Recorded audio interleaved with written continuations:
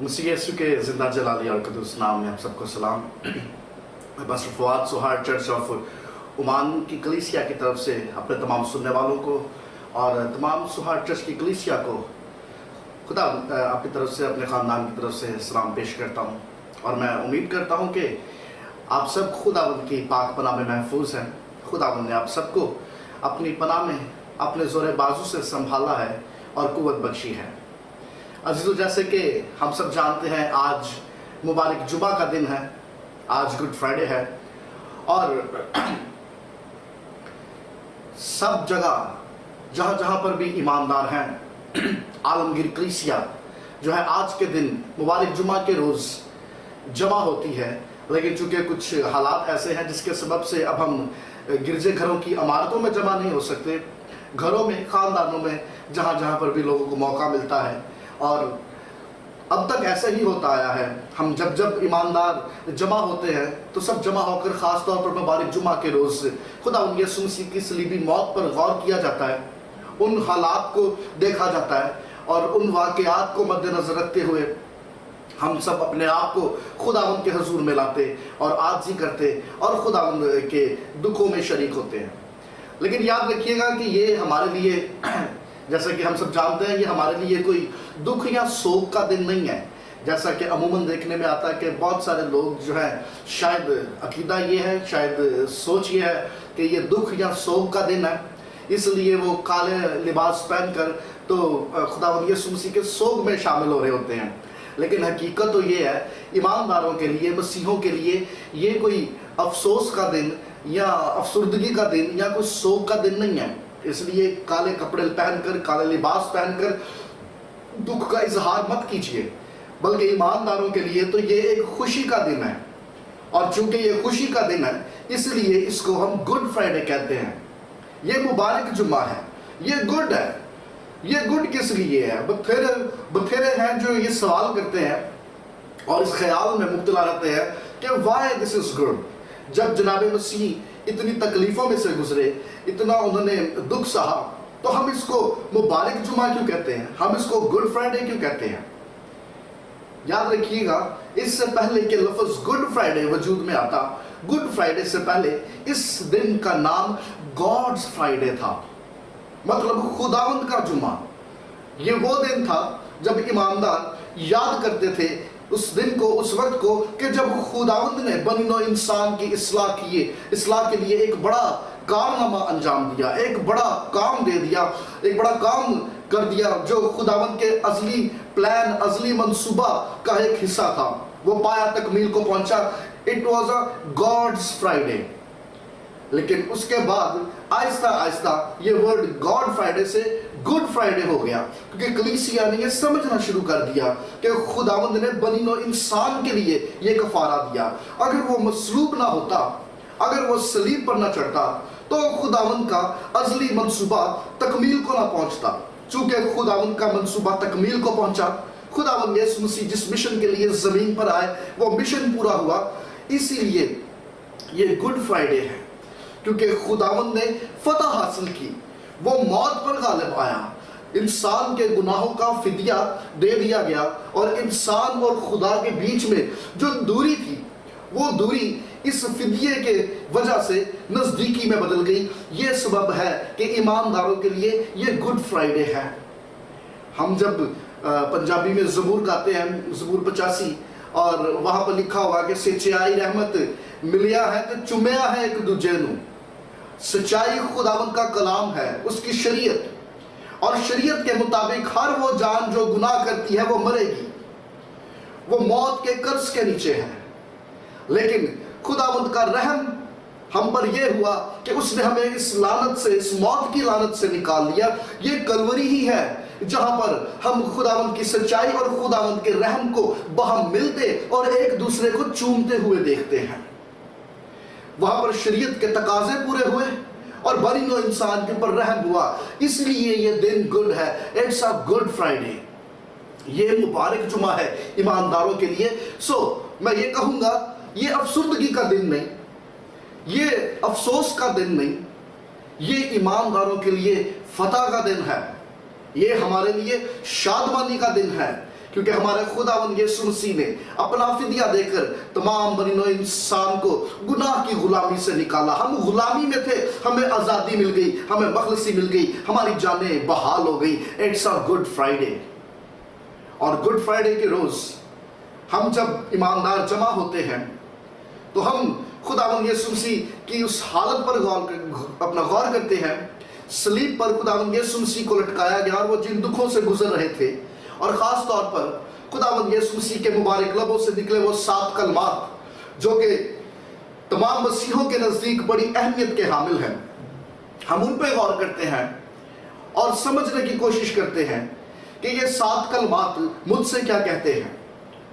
کیونکہ ہم سب جانتے ہیں کہ اگر کوئی شخص موت کی کگار پر ہو اور مرتے وقت اس کے لبوں سے جو جملے نکلتے ہیں، جو باتیں نکلتی ہیں، وہ بڑی توجہ کا مرکز ہوتی ہیں، کیونکہ وہ باتیں سیدھی اس کے دل سے نکل رہی ہوتی ہیں.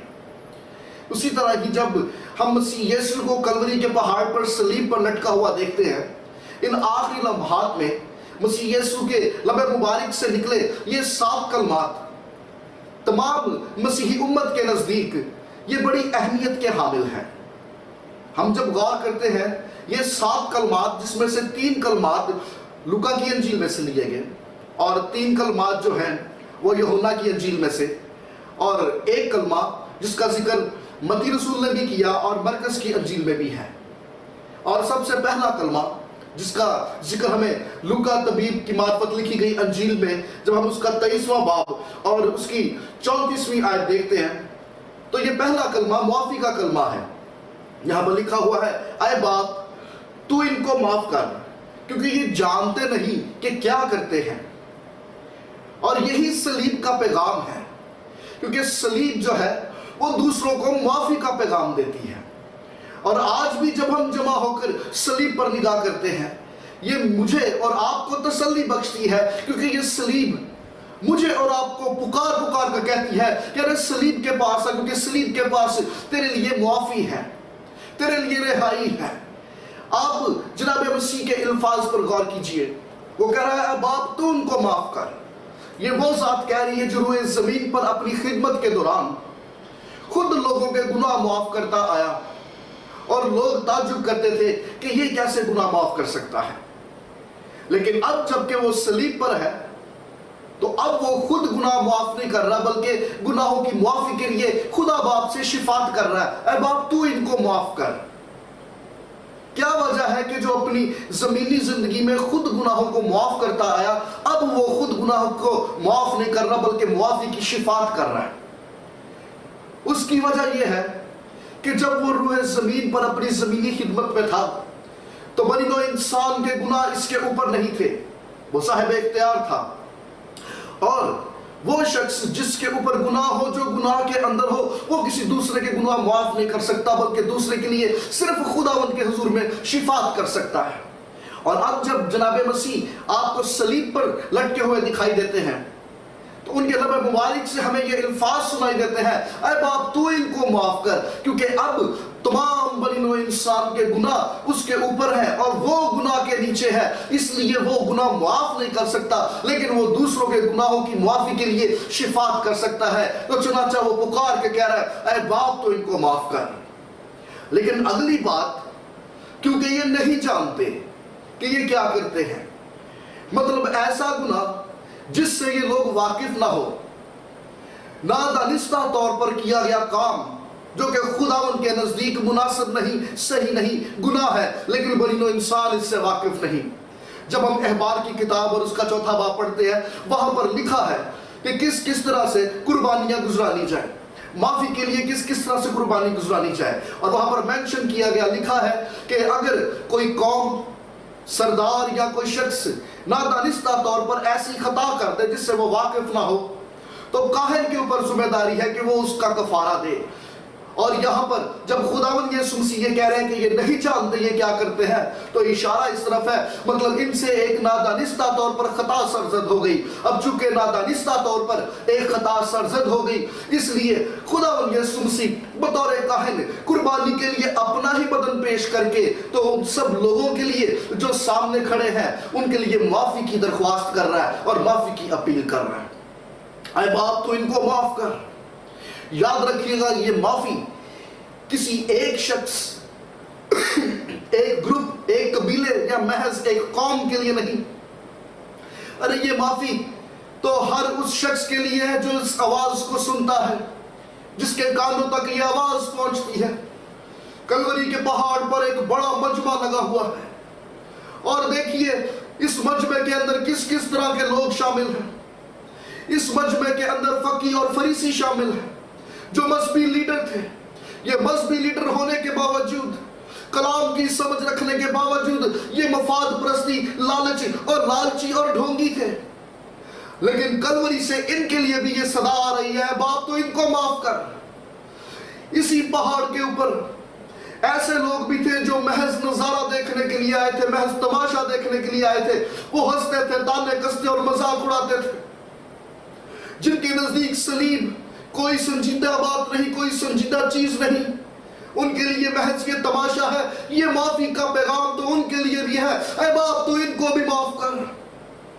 یہاں پر آپ کو چرچ لیڈرز بھی ملیں گے، پاسبان بھی ملیں گے، اور یہ ایسے پاسبان تھے جنہوں نے خدا ان کے گھر کو سیاست کا اکھاڑا بنا دیا تھا اور لوگوں کو اپنے ذاتی مفاد کے لیے استعمال کرتے تھے۔ ارے ایسے لوگوں کے لیے بھی کلوری سے پیغام یہ ہے، اے باپ تو ان کو معاف کر، یہ جانتے نہیں یہ کیا کرتے ہیں۔ اسی پہاڑ پر سرکاری ملازم بھی تھے جو روم کے لیے نوکری کرتے تھے، گورنمنٹ جابز کرتے تھے۔ اپنی جابز کی وجہ سے they are so busy، لیکن اس صلیب سے ان کے لیے بھی معافی کا پیغام آ رہا ہے، اے باپ تو ان کو معاف کر، یہ نہیں جانتے یہ کیا کرتے ہیں۔ اس صلیب سے میرے اور آپ کے لیے بھی یہ معافی کا پیغام ہے، اے باپ تو ان کو معاف کر، کیونکہ یہ نہیں جانتے یہ کیا کرتے ہیں۔ اگر یہ معافی کا پیغام مجھ تک اور آپ تک پہنچتا ہے تو یہ وقت ہے عزیزو کہ ہم اس معافی کو رسیو کریں اور اپنے آپ کو خدا ان کے حضور میں سرنڈر کریں۔ یہ وہ مقام تھا جہاں پر خداوند یسوع مسیح کا مذاق اڑایا جا رہا، اس کو ٹھٹھوں میں اڑایا جا رہا، اور کلوری کے پہاڑ پر صرف خداوند یسوع مسیح کی صلیب نہیں کھڑی، وہاں پر خداوند یسوع مسیح کے ساتھ دو مجرم بھی آپ کو لٹکے ہوئے دکھائی دیں گے۔ ہم جب لوکا کی انجیل 23ویں باب کی اگلی آیات کا مطالعہ کرتے ہیں تو ہماری توجہ خداوند یسوع مسیح کے دوسرے کلمے کی طرف جاتی ہے، اور یہ دوسرا کلمہ جس میں ایک پرومس کر دیا گیا، ایک وعدہ کر دیا گیا، یہاں پر لکھا ہے، اس نے اس سے کہا، میں تجھ سے سچ کہتا ہوں کہ آج ہی تو میرے ساتھ فردوس میں ہوگا۔ نجات کا کلمہ۔ دو ڈاکو خداوند یسوع مسیح کے ساتھ کلوری کے پہاڑ پر لٹکے ہوئے دکھائی دیتے ہیں۔ آپ غور کیجئے ان دونوں ڈاکوؤں کی زندگی پر۔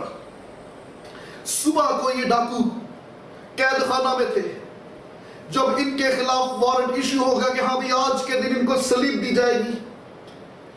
ان دونوں کی حالت پر غور کیجئے، ان دونوں نے مار کھائی، ان دونوں نے تکلیفیں سہی، ان دونوں کے تماچے پڑے، دھول اور مٹی اور زخموں سے اور خون کے بہہ جانے سے ان دونوں کی صورتحال دیکھنے میں بالکل ایک جیسی ہے۔ اب جب یہ دونوں صلیب پر لٹکے، یہ دونوں کے دونوں ڈاکو ایک ہی طرح کے حالات کا سامنا کر رہے ہیں، لیکن اس کے باوجود آپ ان دونوں کا رویہ دیکھیے، انداز گفتگو دیکھیے۔ اس سے پہلے ان ڈاکوؤں نے کبھی یسوع مسیح کا کوئی لائیو سرمن نہیں سنا۔ اس سے پہلے ان دونوں ڈاکوؤں نے کبھی مسیح یسوع کا کوئی معجزہ اپنی آنکھوں سے نہیں دیکھا تھا، لیکن آج اس تکلیف کی حالت میں انہیں موقع مل گیا مسیح یسوع سے ملاقات کرنے کا۔ یہ دونوں کے دونوں تنگ حالات میں سے گزر رہے ہیں، یہ دونوں کے دونوں تکلیفوں میں سے گزر رہے ہیں۔ ان دونوں کی ظاہری حالت بالکل ایسی کہ دور سے کوئی بھی ان کا جاننے والا بھی بھیجے۔ دونوں کا چہرہ، دونوں کی جسمانی حالت دیکھنے میں بالکل ایک جیسی لگ رہی۔ It is very tough to define۔ اور یہ دونوں شخص آج مسیح یسوع کے اس قدر نزدیک، مسیح یسوع کے نزدیک آ کر بھی مسیح یسوع سے گفتگو کا انداز ان دونوں کا مختلف۔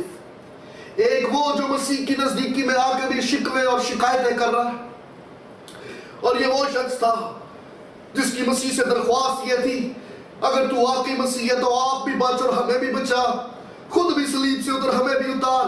یہ شخص اپنی دنیاوی زندگی کی فکر میں ہے، لیکن دوسرا شخص جس نے اس بات کا اقرار کیا ہے ہم تو اپنی غلطیوں اپنی خطاؤں کی سزا پاتے ہیں، مگر اس نے کوئی غلطی کوئی خطا نہیں کی، اور ساتھ ہی اس نے اپنی غلطی کا اعتراف کر کے خداوند یسوع مسیح کے سامنے درخواست رکھی کہ جب تو اپنی بادشاہی میں آئے تو مجھے یاد کرنا۔ مطلب اس نے مسیح یسوع کو بادشاہ قبول کر لیا۔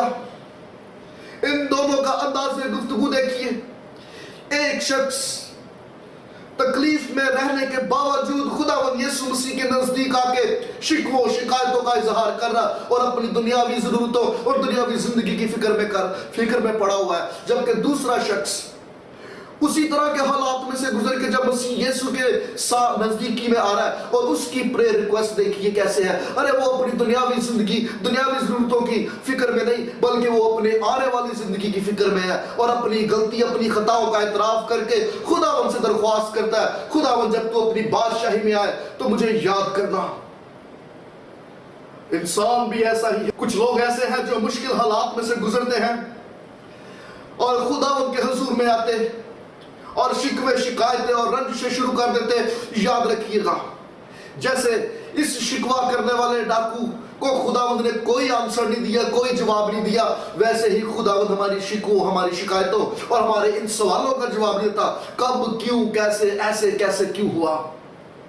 ہاں مگر اگر انسان اگر خداوند کے حضور میں اپنی خطاؤں کا اعتراف جھک کے کر لے، عاجز ہو جائے، اپنے آپ کو سرنڈر کر دے، تو خداوند کی طرف سے ہمیں اس کا جواب مل جاتا ہے، خداوند ہم کلام ہوتا ہے اور خداوند نجات بخش دیتا ہے۔ آج ہی تو میرے ساتھ فردوس میں ہوگا۔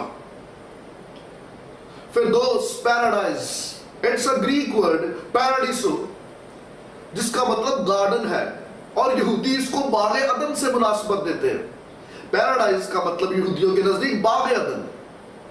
باغ عدن سے مراد یہ خداوند کی حضوری، ارے جہاں پر خداوند آدم کے ساتھ چلتا پھرتا باتیں کرتا، پریزنس آف گاڈ۔ اور جب خداوند یسوع مسیح اس شخص کو یہ پرومس کر رہے ہیں، اس کو نجات میں دے رہے ہیں اور یہ وعدہ کر رہے ہیں آج ہی تو میرے ساتھ فردوس میں ہوگا، مطلب آج ہی تو میرے ساتھ خداوند کی حضوری میں ہوگا، خداوند کی پریزنس میں ہوگا۔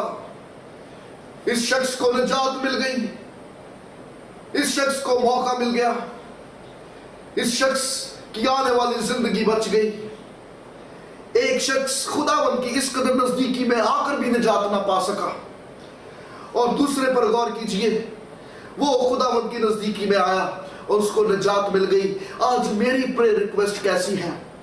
اگر میری دعائیں، اگر میری پریئرز، میری دعاؤں میں رنجشیں ہیں، شکوے ہیں، شکایتیں ہیں، تو I am on a wrong side، ارے میں غلط سائڈ پر کھڑا ہوں۔ لیکن اگر میں اپنی جان کو عاجز کر کے خداوند کے حضور میں جھک کر اپنی خطا کا اعتراف کرتا ہوں، تو خداوند کے حضور سے تجھے تیری دعاؤں کا جواب مل جائے گا۔ بعض دفعہ دعاؤں کا جواب اس لیے نہیں ملتا کیونکہ انسان اپنی دعاؤں میں خداوند سے صرف رنجشیں شکوے شکایتیں ہی کرتا رہتا ہے، خداوند ایسا کیوں ہو گیا، ویسا کیوں ہو گیا۔ اب غور کیجئے، یہ دونوں شخص ایک ہی طرح کے حالات سے گزر رہے تھے۔ آج بھی دنیا پر نگاہ کیجئے، ایماندار ہو یا غیر ایماندار ہو، دونوں شخص ایک ہی طرح کے حالات سے گزر رہے ہیں، لیکن فرق اتنا ہے جو دنیا داری کے لوگ ہیں، ارے ان کے پاس کوئی امید نہیں، لیکن جو ایماندار ہیں ان کے پاس امید ہے، ان کے پاس موت کا خوف نہیں ہے۔ Where are you today؟ آج میں کہاں پر ہوں اور میری درخواست خداوند کے حضور میں کیسی ہے؟ جو اپنے آپ کو عاجز کرتا ہے، خداوند کے حضور سے اس کے لیے وعدہ ہے، آج ہی تو میری پریزنس میں ہوگا، ارے میں تیرے ساتھ ہوگا اور تو میرے ساتھ ہوگا۔ ہاللیلویہ۔ اس کے ساتھ ہی جب ہم تیسرے کلمے پر غور کرتے ہیں، تیسرے کلمے میں خداوند یسوع مسیح نے صلیب کے نزدیک کھڑی اپنی ماں کو دیکھا اور اس شاگرد کو دیکھا جس کے بابت اناجیل کے اندر لکھا ہوا ہے کہ وہ شاگرد جسے خداوند عزیز رکھتا تھا، اور بہت سارے عالم دین کا کہنا ہے کہ یہ یوحنا ہی کی بابت کہا گیا، اور ہمیں کلوری کے پہاڑ پر خداوند یسوع مسیح کا شاگرد یوحنا ہی مدر میری کے ساتھ، ماں مریم کے ساتھ کھڑا ہوا دکھائی دیتا ہے، اور خداوند یسوع مسیح نے کہا ہے عورت دیکھ تیرا بیٹا یہ ہے، اور پھر اس شاگرد سے جسے یسوع کا ذکر رکھتا تھا دیکھ کر کہا کہ دیکھ تیری ماں یہ ہے، اور اس دن سے وہ شاگرد یسوع کی ماں کو اپنے ساتھ اپنے گھر پہ لے گیا۔ لیکن اس سے پہلے کہ اس کلمے پہ غور کیا جائے، صورتحال کیا تھی؟ یوحنا کی انجیل 19ویں باب کے اندر ہمیں یہ کلمہ دیکھنے کو ملتا ہے۔ جس وقت خداوند یسوع مسیح نے یہ کلمہ کہا، اس سے اوپر کی آیات پر اگر ہم غور کریں تو وہاں پر لکھا ہوا ہے وہ خداوند یسوع مسیح کی پوشاک پر کرنا ڈال رہے تھے، اور وہ جو پوشاک تھی، وہ گاؤن تھا، وہ کھلا انسلا کپڑا تھا اور وہ خوبصورت تھا۔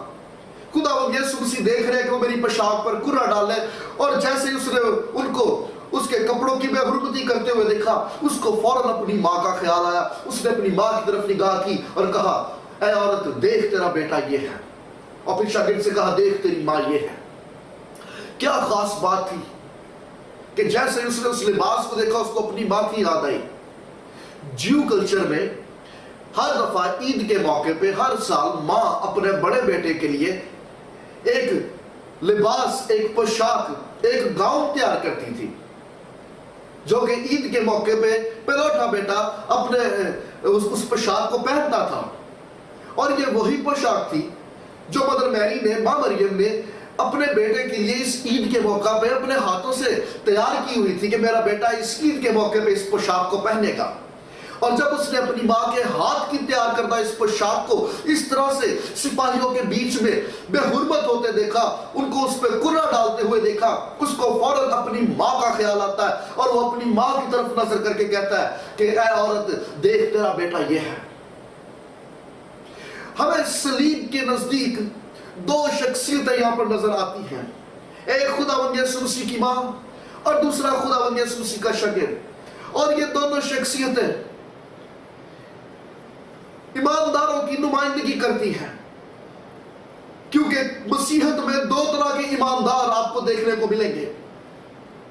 سب سے پہلی بات، اگر ہم ماں مریم پر نگاہ کریں تو ماں مریم مسیحوں کے ایک خاص گروپ کی نمائندگی کرتی ہوئی ہمیں یہاں دکھائی دیتی ہے۔ یہ عورت ذات تھی، یہ جگہ جگہ پر کمزور پڑ جاتی تھی، یہ جگہ جگہ پر خوف زدہ ہو جاتی تھی۔ آپ ان کی حالات زندگی پر غور کیجئے۔ جس دن جبرائیل فرشتہ آیا اور جبرائیل فرشتے نے پیغام دے دیا کہ تو حاملہ ہوگی، تو یہ خوف زدہ ہو گئی۔ جب یہ پاک روح کی قدرت سے حاملہ پائی گئی تو یہ خوف زدہ ہو گئی۔ لوگوں کی باتیں، لوگوں کے تانے سن کر یہ خوف زدہ ہو گئی۔ اور جب اس کے منگیتر یوسف نے اس کو اپنے ساتھ لیا کہ مردم شماری کرنے کے لیے نکلے، جب ان کو سرائے میں جگہ نہ ملی تو یہ اس وقت بھی خوف زدہ ہو گئی۔ جب ہیرودیس نے اعلان کر دیا کہ چھوٹے بچوں کا قتل کر دیا جائے، یہ ماں اس وقت بھی خوف زدہ ہو گئی۔ یہ جب مصر کو روانہ ہو رہے تھے اپنی جان بچانے کے لیے، یہ ماں اس وقت بھی خوف زدہ نظر آتی ہے۔ ارے جب اس کا بیٹا جوان ہو گیا اور خدا باپ کی خدمت کرنے لگا اور لوگ اس کی بابت طرح طرح کی باتیں کرتے، یہ ماں خوف زدہ ہو جاتی تھی۔ لوگ کہتے تھے کہ ارے مریم کے بیٹے کے اندر تو کوئی بدروح آ گئی، وہ عجیب باتیں کرتا، عجیب کام کرتا۔ یہ ماں اس وقت بھی خوف زدہ تھی۔ اور آج جب کلوری کے پہاڑ پر صلیب کے سامنے کھڑی اپنے بیٹے کو اس حالت میں دیکھتی، یہ ماں آج بھی خوف زدہ ہے۔ یہ صلیب کے نزدیک ہے لیکن یہ خوف زدہ بھی ہے۔ یہ یسوع کے نزدیک ہے لیکن یہ خوف و ہراس میں بھی ہے۔ مدر میری، مریم صدیقہ آج بھی ان بتھیرے ایمانداروں کی نمائندگی کرتی ہے جو ایماندار تو ہیں، نجات یافتہ تو ہیں، صلیب کے نزدیک تو ہیں، مگر اس کے باوجود حالات کو دیکھ کے، باتوں کو سن کے، ماحول کی طرف نگاہ کرتی ہے تو یہ خوف زدہ ہو جاتے ہیں۔ ارے آپ کے لیے میسیج یہ ہے کہ خوف نہ کیجئے، ارے پریشان نہ ہوئیے، ہراساں نہ ہوئیے، کیونکہ خداوند یسوع مسیح کو آپ کی فکر ہے اور وہ آپ کے لیے وسیلوں کا انتظام کرتا ہے۔ وہ آپ کو تنہا، اکیلا، مایوس اور خوف و ہراس کی حالت میں چھوڑنے والی ذات نہیں ہے۔ جہاں پر مدر میری، ماں مریم ہمیں خوف زدہ رہنے والے مسیحوں کی نمائندگی کرتی ہوئی دکھائی دیتی ہے، وہاں پر یوحنا بھی ہمیں ایک خاص کیٹیگری، ایک خاص گروپ کے مسیحوں کی نمائندگی کرتا ہوا دکھائی دیتا ہے۔ یہ خداوند یسوع مسیح کا شاگرد جو خداوند یسوع مسیح سے محبت کرتا تھا، خداوند یسوع مسیح کو عزیز تھا، اس کا اٹھنا بیٹھنا چلنا پھرنا مسیح یسوع کے ساتھ، باقی شاگردوں کے ساتھ، یہ بھی باغ گتسمنی میں تھا، آخری فسح کی میز پر تھا، لیکن جب سپاہی پکڑنے کے لیے آئے تو باقی شاگردوں کے ساتھ یہ بھی حالات سے گھبرا کر بھاگ گیا، باقی لوٹ کر نہ آئے، مگر دیکھیے اس شخص نے دلیری کی، یسوع مسیح کی محبت اس کو پھر کھینچ لائی، خداوند کے روح نے اس کے دل پر چوٹ کی اور یہ مسیح سے دور رہ نہ سکا۔ آج یہ ہر طرح کے حالات کا سامنا کرتے ہوئے، دلیری سے قدم بڑھاتے ہوئے ہمیں مسیح یسوع کی اس قدر نزدیک، صلیب کے بالکل سامنے دکھائی دیتا ہے، اور وہ جو صلیب کے بالکل نزدیک مسیح یسوع کے نزدیک ہے، ارے اس کے لیے خداوند یسوع مسیح کے پاس ایک اسائنمنٹ ہے۔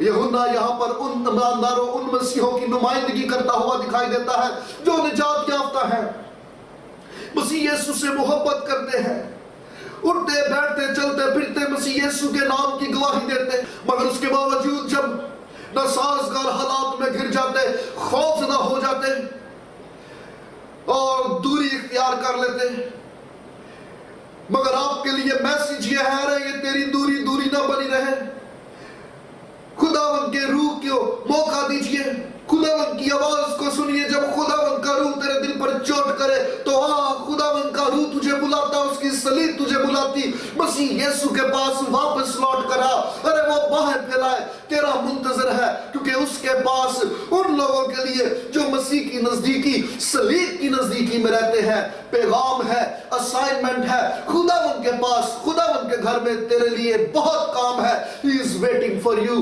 دور نہ رہ۔ مدر میری اور خداوند یسوع مسیح کا یہ شاگرد جو اس کو بہت عزیز تھا، یہ مسیحوں کی نمائندگی کرتے ہیں۔ غور طلب بات ہے کہ آج میں کس کیٹیگری میں ہوں، آج میں کہاں پر کھڑا ہوں۔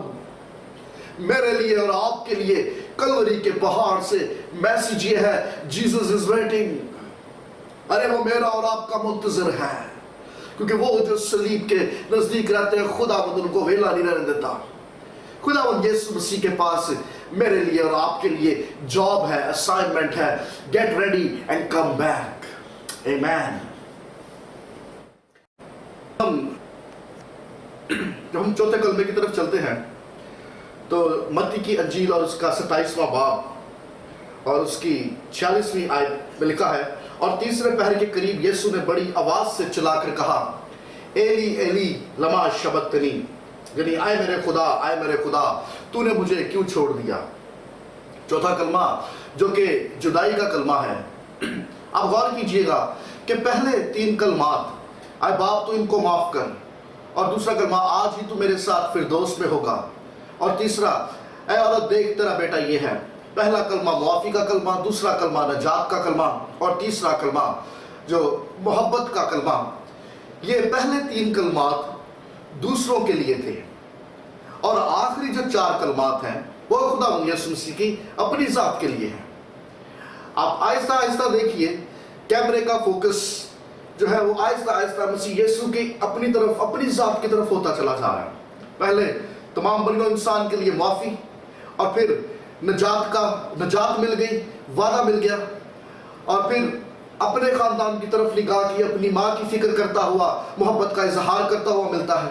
اب چوتھے کلمے پہ جب ہم غور کرتے ہیں تو یہاں پر خداوند یسوع مسیح کی بابت لکھا ہے کہ اس نے پکار کر بلند آواز سے کہا، ایلی ایلی لما شبقتنی، اے میرے خدا، اے میرے خدا، تو نے مجھے کیوں چھوڑ دیا۔ چھوڑ دینا کیسا لگتا ہے؟ This is very painful۔ یہ ایک بڑا تکلیف دہ عمل تھا۔ باغ گتسمنی کے اندر بھی جب ہم مسیح یسوع کو دعا کرتے ہوئے دیکھتے ہیں، اور وہاں پہ لکھا ہوا ہے کہ خداوند یسوع مسیح بھی وہ دعا میں یہ کہتے ہیں کہ اگر ہو سکے تو یہ پیالہ مجھ سے ٹل جائے، اور اس پیالے کی بابت مختلف ایکسپلینیشنز ہیں، لیکن وہاں پر خداوند یسوع مسیح صاحب یہ بھی کہتے ہوئے ملتے ہیں کہ میری مرضی نہیں بلکہ تیری مرضی پوری ہو۔ کیا خداوند یسوع مسیح باغ گتسمنی میں ان اپنی ان تکلیفوں سے، ان کوڑوں سے، اس بے عزتی سے، اس رسوائی، اس ذلت سے خوفزدہ ہو کر کہہ رہے تھے کہ اے باپ ہو سکے تو یہ پیالہ مجھ سے ٹل جائے. ارے نہیں، وہ جانتا تھا کہ وہ ان ساری صورتحال کا سامنا کرے گا، کیونکہ وہ اسی سبب سے، اسی مشن کو لے کے ہی اس روئے زمین پر آیا ہے، اور اسی مشن کو اس نے پایا تکمیل تک پہنچانا. وہ لوگوں کی گئی ذلت، رسوائی، اپنے اوپر تھوکے جانے سے، تماچے کھانے سے یا کوڑے کھانے سے خوفزدہ نہیں ہو رہا. ہاں، اگر کوئی چیز اس کو خوفزدہ کر رہی تھی تو وہ باپ کی جدائی، کیونکہ یہ وہ ذات تھی جو بنائے عالم سے پہلے خدا باپ کے ساتھ اس کی ذات میں ایک تھا. ایک پل کے لیے بھی خدا سے اس کا بیٹا کبھی جدا نہیں ہوا. اور جب وہ تجسم ہو گیا، جسم لے کر وہ زمین پر بھی آیا، تو دعاؤں کے وسیلہ سے مسلسل اپنے آسمانی باپ کے ساتھ رابطے میں تھا. سب کچھ برداشت کیا جا سکتا تھا، اور سب کچھ برداشت کیا بھی. برداشت کرنا مشکل ہو رہا تھا کہ باپ کی جدائی کس طرح سے برداشت کی جائے. This is very tough. باغ عدن کے اندر جس گناہ کی وجہ سے خدا آدم سے جدا ہو گیا، آج کلوری کے پہاڑ پر بھی جب ساری بنو انسان کے گناہ خداوند یسوع مسیح کے اوپر لاتے ہیں، تو اسی گناہ کی وجہ سے وہ اپنے بیٹے سے جدا ہوا، اور وہ پکار کر کہہ رہا ہے، ایلی ایلی لما شبقتنی، اے میرے خدا، اے میرے خدا، تو نے مجھے کیوں چھوڑ دیا. باپ کی جدائی بڑی مشکل ہے، اور کیسا لگتا ہے انسان ہوتے ہوئے اگر کوئی اپنا جیتے جی چھوڑ کر چلا جائے.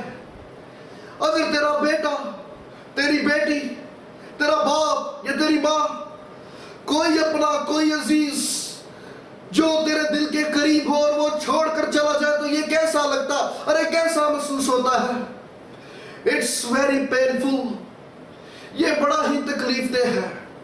اور یہاں پر خداوند یسوع مسیح جب باپ کی جدائی کو دیکھتے ہیں تو وہ پکار کر کہتا ہے، ایلی ایلی لما شبقتنی.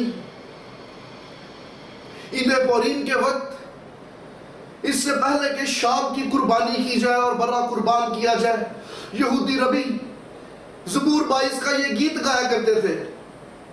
اور گیت جب گاتے تھے تو کہا کرتے تھے، اے میرے خدا، اے میرے خدا، تو نے مجھے یہ کیوں چھوڑ دیا. اس کے بعد برا کی قربانی کی جاتی تھی. اور ہم جب کلوری کے پہاڑ پر خداوند یسوع مسیح کو دیکھتے ہیں تو ہمیں یہ تصویر اور بھی واضح نظر آتی ہے. اس سے پہلے کہ یہ برا قربان ہوتا، برا کی قربانی سے پہلے خداوند یسوع مسیح نے بھی بطور کاہن پکار کے کہا، اے میرے خدا، اے میرے خدا، تو نے مجھے کیوں چھوڑ دیا. یہودیوں کے نزدیک شام کی قربانی 3 بجے ہوتی ہے، اور خداوند کا کلام ہمیں یہ بتاتا ہے کہ دوپہر 12 بجے سے لے کر 3 بجے تک اندھیرا چھایا رہا. اور اس کلمے کے بعد تمام روئے زمین پر تاریکی ہی تاریکی چھا گئی، ہر جگہ اندھیرا چھا گیا. خداوند یسوع مسیح باپ کی جدائی بمشکل برداشت کرتے ہوئے اور بنو انسان کے گناہوں کا بوجھ اپنے اوپر لیے ہوئے کلوری کے پہاڑ پر آج کے دن ہمیں دکھائی دیتے ہیں. ہم جب اس تاریکی کے بعد کلوری کا منظر دیکھتے ہیں تو کلوری کے پہاڑ سے ہمیں یہ آواز آتی ہے، میں پیاسا ہوں. 5واں کلمہ جسمانی ضرورت کا کلمہ یا روحانی خواہش کا کلمہ. جسمانی ضرورت کا کلمہ اس صورت میں کہ خداوند یسوع مسیح جن حالات میں سے گزر رہے تھے، جن صورتحال کا سامنا کرتے ہوئے آج وہ کلوری کے پہاڑ پر صلیب پر لٹکے ہوئے نظر آ رہے ہیں.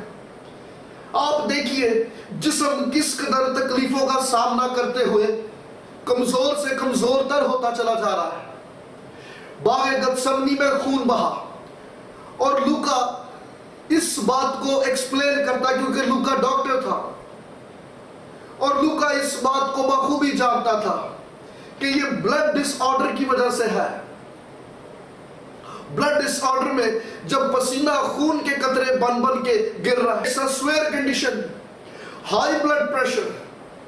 باغ گتسمنی کے بعد جب خداوند یسوع مسیح کو کوڑے لگائے گئے، زخموں سے چور یہ بدن، پچھلی رات کا کھانا کھایا ہوا تھا، اس کے بعد نہ پانی پیا نہ کچھ اور کھایا پیا، جسم میں پانی کی کمی تھی، جسم میں خون کی کمی تھی، اور آج صبح جب خداوند یسوع مسیح کو صلیب پر لٹکا دیا تو اس جسم میں پانی کی کمی کی وجہ سے، ڈی ہائیڈریشن کی وجہ سے، ہم اسے کہتے ہیں کہ یہ جسمانی ضرورت کا کلمہ ہے۔ خداوند یسوع مسیح پانی کی کمی کو محسوس کر رہے ہیں کہ گلا سوکھتا چلا جا رہا ہے، اور وہ پکار کے کہہ رہے میں پیاسا ہوں۔ لیکن محض اسی نقطے پر کھڑے نہ رہیے، ارے یہ پیاس تو شاید اس سے بھی کہیں بڑھ کر تھی۔ جسمانی ضرورت کی پیاس ہوتی تو یہ تو وہ ذات تھی جو دریاؤں، ندیوں، نالوں، چشموں کو پکارتا تو وہ کلوری کی طرف بہہ نکلتے۔ اس کی پیاس تو جسمانی ضرورت سے کہیں زیادہ تھی۔ ارے ایک تو وہ خواہش کی پیاس تھی جس نے باغ عدن میں آدم کو خدا سے جدا کر دیا، اور ایک کلوری کے پہاڑ پر اس ملاپ کی خواہش تھی، اس ملاپ کی پیاس تھی جو آج پھر آدم کو خدا سے ایک کرنا چاہتا ہے۔ یہ خواہش کا کلمہ بھی ہے۔ یہ پیاس محض جسمانی پیاس نہیں، یہ پیاس تو اس ملاپ کی پیاس بھی ہے کہ جہاں آدم خدا کے ساتھ پھر ایک ہو جائے، پھر اس کے ساتھ ایک تعلق میں آ جائے، ریلیشن میں آ جائے۔ یہ صرف جسمانی ضرورت کا کلمہ نہیں، یہ خواہش کا کلمہ بھی ہے۔ ارے اس کو تو میری اور آپ کی روحوں کی پیاس ہے۔ وہ کہتا ہے میں پیاسا ہوں تمہاری جانوں کا، تمہاری روحوں کا، میں پیاسا ہوں۔ کیا مجھے اور آپ کو اس کی پیاس کا احساس ہے؟ اگر آج میں اور آپ اس کی آواز کو سنتے اور اس کی پیاس کا احساس سمجھتے ہیں تو آئیے پھر کلوری کے پہاڑ پر چلیے۔ اگر تو نجات یافتہ نہیں تو اپنا آپ خداوند کے حضور میں رکھ، کیونکہ اس کو میری اور آپ کی، ہماری جانوں کی پیاس ہے۔ ان سب باتوں کے بعد جب خداوند یسوع مسیح نے نگاہ کی کہ سارے صحیفے، وہ ساری باتیں جو اس کے حق میں لکھی تھی پوری ہوئی، تو خداوند کا کلام ہمیں یہ کہتا ہے، اس نے پکار کر کہا "It is finished"، تمام ہوا۔ کیا تمام ہو گیا؟ غور کیجئے گا اس کلمے کے اوپر، تمام ہوا۔ ہر وہ کام جو اس کے مشن کا حصہ تھا وہ تمام ہوا۔ خدا کا انسان سے ملاپ کا وہ مشن تمام ہوا۔ انسان جو گناہ کی زد میں تھا، گناہ کے شکنجے میں تھا، موت جیسی لعنت کے نیچے تھا، ارے اس کے شکنجے سے باہر نکلا، موت سے رہائی پائی، اس کا یہ ازلی مشن تمام ہوا۔ ارے اس نے غلبہ پایا، فتح پالی، صحیفے جو اس کے حق میں لکھے گئے تھے ارے وہ تمام ہوئے۔ وہ جس مشن کو لے کے روئے زمین پر آیا، وہ مشن پایا، تکمیل کو پہنچا، وہ مشن تمام ہوا۔ یہ لفظ ٹیٹلسٹائی، ٹیٹلسٹائی لفظ اس کلچر میں بڑا عام سا کامن ورڈ تھا، اور سب اس لفظ سے بخوبی واقف تھے۔ اگر کسی مجرم کی سزا ثابت ہو جاتی اور جج اس کو سزا سنا دیتا تو ایک تمہار کے اوپر اس مجرم کی ساری سزائیں لکھ دی جاتی اور اس کو قید خانے میں ڈال دیا جاتا، اور جس جیل کے باہر، جس جیل میں اس کو رکھا جاتا، اس جیل کی دیوار کے اوپر اس تمہار کو کیل سے ٹھونک کے لگا دیا جاتا تاکہ آنے جانے والا ہر سپاہی پڑھ کر سمجھ سکے کہ اس مجرم کے اوپر کون کون سی پینلٹی ہے، کس کس جرم کی سزا اس کو مل رہی ہے۔ لیکن اگر کوئی شخص اس مجرم کے لیے جرمانہ لے کر آ جائے اور پوری پیمنٹ کر دے تو جج اس مجرم کو اس کے اس پینلٹی والے، سزا والے اس تمہار کے ساتھ واپس بلاتا، اور جو جو سزا اس کے حق میں ہوتی اس کے جرم کے اگینسٹ اس کراس کر دیتا اور نیچے لکھ دیتا بڑا بڑا ٹیٹلسٹائی، تمام ہوا، اس کی پوری سزا تمام ہو گئی کیونکہ پورا معاوضہ دے دیا گیا۔ ارے ویسے ہی ہم جو گناہ کے سبب سے مجرم تھے اور شریعت ہم پہ ہمارا جرم ثابت کرتی تھی، مسیح یسوع نے آ کر جب ہمارا فدیہ دے دیا، پوری قیمت عطا کر دی، معاوضہ دے دیا، تو اس نے پکار کر کہا اٹ از فنشڈ۔ اب اور کسی قیمت، کسی فدیے، کسی معاوضے کا دینا باقی نہیں اور کوئی حاجت بھی نہیں، کیونکہ یہ سب تمام ہوا۔ Now you are free. اب میں اور آپ موت سے آزاد ہیں، ہماری جانیں بخشی گئی، ہم بحال ہو گئے، کیونکہ اس نے کلوری پر اس سارے کام کو، اپنے مشن کو تمام کیا، پورا کیا۔ غور کیجئے گا، خداوند یسوع مسیح نے کہا تمام ہوا، اٹ از فنشڈ۔ خداوند یسوع مسیح نے یہ نہیں کہا I am finished، میں تمام ہوا۔ مسیح نے یہ نہیں کہا، بلکہ یہ سارا مشن تمام ہوا۔ Jesus is not finished، یسوع تمام نہیں ہوا۔ ارے یسوع آج بھی زندہ ہے، اور وہ آج بھی پاک روح کے وسیلہ سے اپنے لوگوں میں سے ہو کر کام کرتا ہے۔ ارے وہ آج بھی بھولی بھٹکی جانوں کا منتظر ہے، وہ آج بھی وہ جو گناہ میں ہے ان کا منتظر ہے، وہ آج بھی مجھے اور آپ کو بلاتا ہے۔ Jesus is not finished۔ روح زمین پر اس کے لوگوں کے وسیلہ سے اس کے مشن کا کام جاری اور ساری ہے، اور جب تک وہ لوٹ نہیں آتا اس کا یہ مشن جاری رہے گا۔ اس کے کفارے کا کام تمام ہوا، but Jesus is not finished۔ اس کے ساتھ ہی جب ہم پڑھتے ہیں تو 7واں کلمہ ملاپ کا کلمہ، اور خداوند یسوع مسیح نے پکار کر کہا اے باپ، میں اپنی روح تیرے ہاتھوں میں سونپتا ہوں۔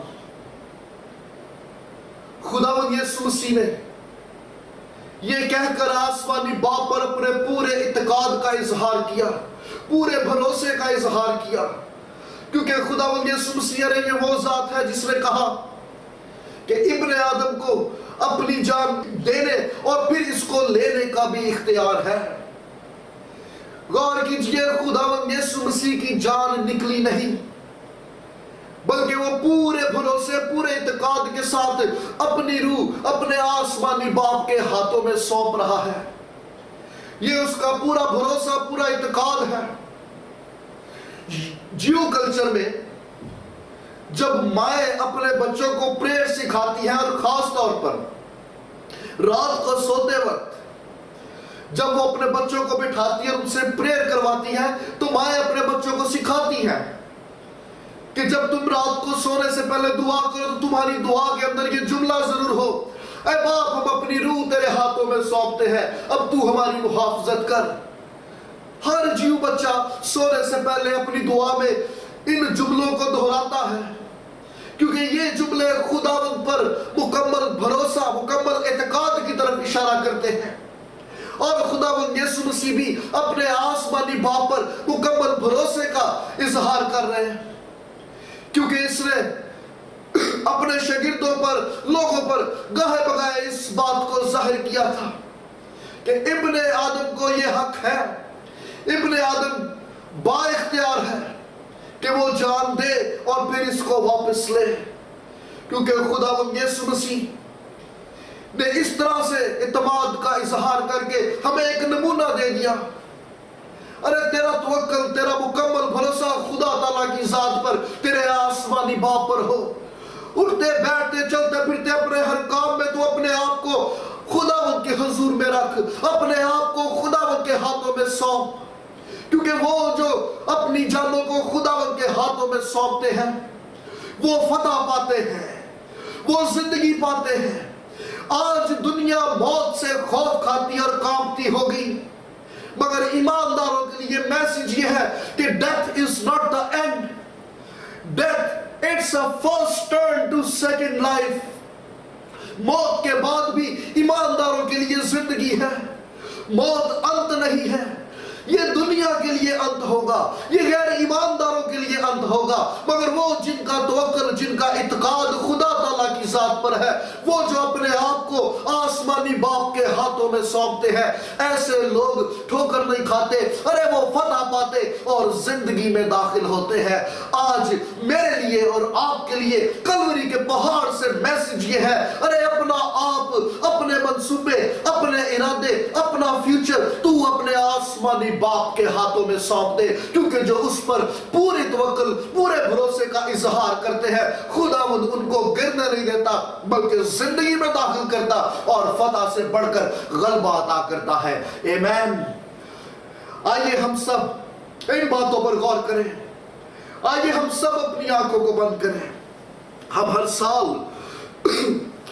इस मुबारक जुम्मा के रोज इन 7 कलमात पर गौर करते हैं, क्योंकि आलमगीर कलीसिया का इन 7 कलमात पर गौर करने का मकसद ये है, मंशा ये है कि खुदावंद यीशु मसीह हमारे गुनाहों को अपने ऊपर लेकर सलीब पर चढ़ गया और मर गया।